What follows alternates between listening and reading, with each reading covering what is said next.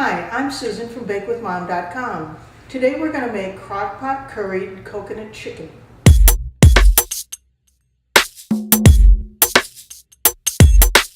So we're going to start with 3 tablespoons of it's a spice that's used in curry. Then we're going to have 2 medium chopped onions. Next we're going to add a slice of ginger. I used some crystallized ginger because I didn't have a real ginger root. So crystallized ginger will do just fine. And we want that finely chopped. Next we have 4 cloves of garlic that's been chopped. We have 2 tablespoons of tomato paste, 2 tablespoons of curry powder, 1 cinnamon stick, 1 de-seeded dried chili. Then we have 2 cups of chicken broth.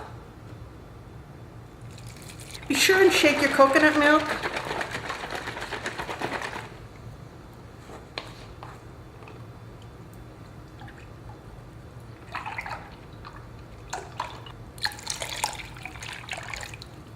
There's 2.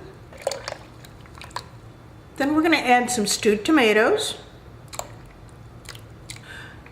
I'm adding to this 6 thighs, but if you don't want to use dark meat, you can also use white meat.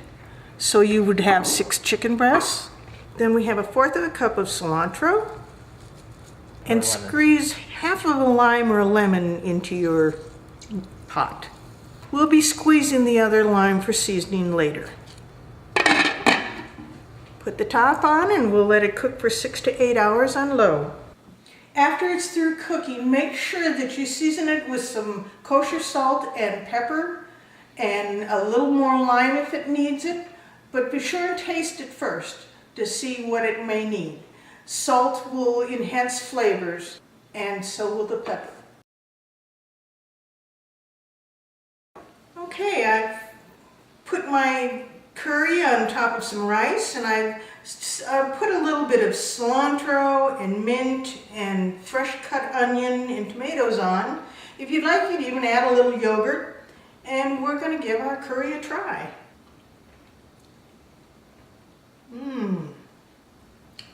I love the curry flavor. The curry flavor in the chicken and the fresh vegetables on top are just marvelous.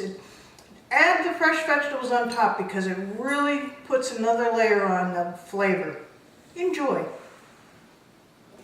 If you have a question about baking or cooking, be sure and leave it below and I'll try to get back to you as soon as possible.